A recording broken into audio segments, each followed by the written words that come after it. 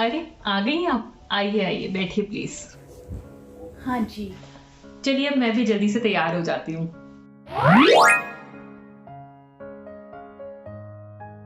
ये शर्ट तो बड़ा ही अच्छा लग रहा है, दिखाओ तो कौन सा ब्रांड है। हाँ हाँ क्यों नहीं भाई, अच्छे से देख लीजिए और तसल्ली कर लीजिए। ये इम्पोर्टेड नहीं है, इंडियन ब्रांड ही है। अरे ये तो लैक्मे है। होगा बाकी लोगों के लिए लैक्मे, मेरे लिए तो ये आज भी लक्ष्मी ही है।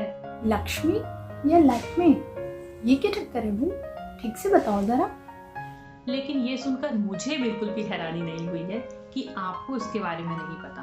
आपको क्या, बाकी काफी सारे लोगों को इसके बारे में नहीं पता है कि लैक्मे का पुराना नाम लक्ष्मी है। क्या आपको पता था? नहीं ना। तो आइए आपको ले चलते हैं उस दौर में जब लैक्मे लक्ष्मी हुआ करता था। क्या हुआ, इतनी परेशान क्यों दिख रही हो?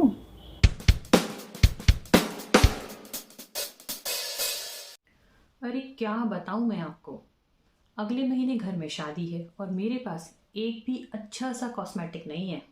अच्छा तो बाहर से मंगवा लो ना, आजकल वैसे भी सब विदेशों से ही मंगवाते हैं। आज़ादी के बाद से ना बहुत आसान हो गया है विदेशों से सामान मंगवाना।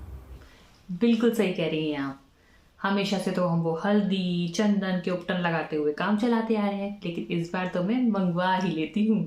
और क्या, देखना शादी में बस आप ही आप छाई रहेंगी। तो देखा आपने, इस तरह शुरू हुआ बाहर से कॉस्मेटिक मंगाने का चलन और हमारे देश में फॉरेक्स डाउन होने लगा। फॉरेक्स यानी कि फॉरेन एक्सचेंज, जिसमें विदेशों से सामान इंपोर्ट किया जाता है और हमारे देश की करेंसी विदेशों में जाती है। लगता है मुझे इस मामले में जीआरडी से बात करनी ही चाहिए, उससे बेहतर ऐसे कोई और नहीं समझेगा। अरे सर आपने क्यों तकलीफ की, मुझे बुला लिया होता।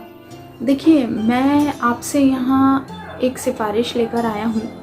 मैं चाहता हूँ कि आप एक ऐसी सौंदर्य प्रसाधन बनाने वाली कंपनी की स्थापना करें जिसके प्रोडक्ट्स पॉकेट फ्रेंडली भी हों और भारतीय महिलाओं की त्वचा को ध्यान में रख के बनाए गए हों। लेकिन ये सब अचानक, हमें तो कॉस्मेटिक बनाने का कोई अनुभव भी नहीं है। जी मैं जानता हूँ, लेकिन विदेशों से जो कॉस्मेटिक्स मंगाने का चलन शुरू हुआ है उससे भारतीय मुद्रा में काफ़ी गिरावट आ रही है। ऐसे में यही एक सुझाव है जो कार्य कर सकता है। समस्या तो गंभीर है, लेकिन मैं पूरी कोशिश करूंगा कि इस मामले में आपकी कोई ना कोई मदद तो जरूर कर पाऊं। और इस तरह टाटा समूह ने कॉस्मेटिक इंडस्ट्री में कदम रखा।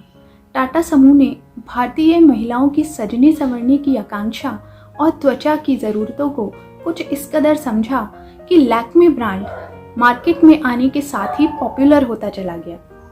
आपको बता दें, 1952 से पहले लैक्मे को लक्ष्मी नाम से जाना जाता था और इसके विज्ञापन में रेखा, हेमा मालिनी, जयप्रदा जैसी अभिनेत्रियों के साथ साथ 50-60 के दशक के कई अभिनेता और अभिनेत्री नजर आते थे।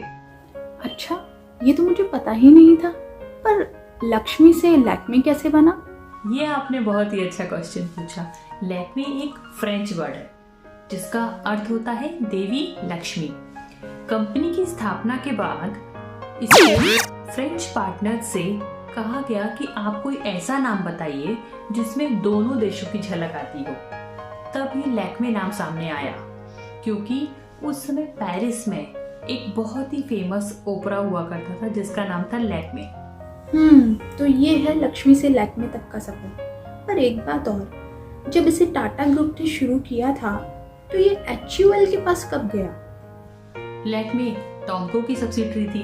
टोंको यानी कि टाटा ऑयल मिल्स कॉर्पोरेशन। 1993 में टोंको को HUL के साथ मर्ज कर दिया गया, जिससे लैक्मे भी HUL के साथ मर्ज हो गई। तब तो पार्टनरशिप भी 50-50 की रही होगी। जी बिल्कुल, 1996 में 50-50 की पार्टनरशिप हुई और 1998 में लैक्मे की पूरी हिस्सेदारी HUL को दे दी गई। पर इसके लिए HUL को ही क्यों चुना गया? टाटा ग्रुप को लैक्मे के लिए एक डेडिकेटेड FMCG कंपनी की जरूरत थी और उन्हें पूरा यकीन था कि HUL से बेहतर न्याय ये और कोई कंपनी नहीं कर पाएगी। मुझे तो समझ आ गया लक्ष्मी से लैक्मे तक का सफर। आई होप आपको भी पता चल ही गया होगा, लैक्मे या लक्ष्मी। आप में से भी काफी लोगों ने कभी ना कभी लैक्मे के प्रोडक्ट्स यूज तो जरूर किए होंगे, है ना? आपको ये जानकारी कैसी लगी हमें कमेंट कर जरूर बताइएगा और साथ ही लाइक शेयर एंड सब्सक्राइब जरूर कीजिएगा। तो मिलते हैं आपसे अगले वीडियो में कुछ और नई जानकारी के साथ। तब तक स्वस्थ रहें, मस्त रहें। जय हिंद, जय भारत।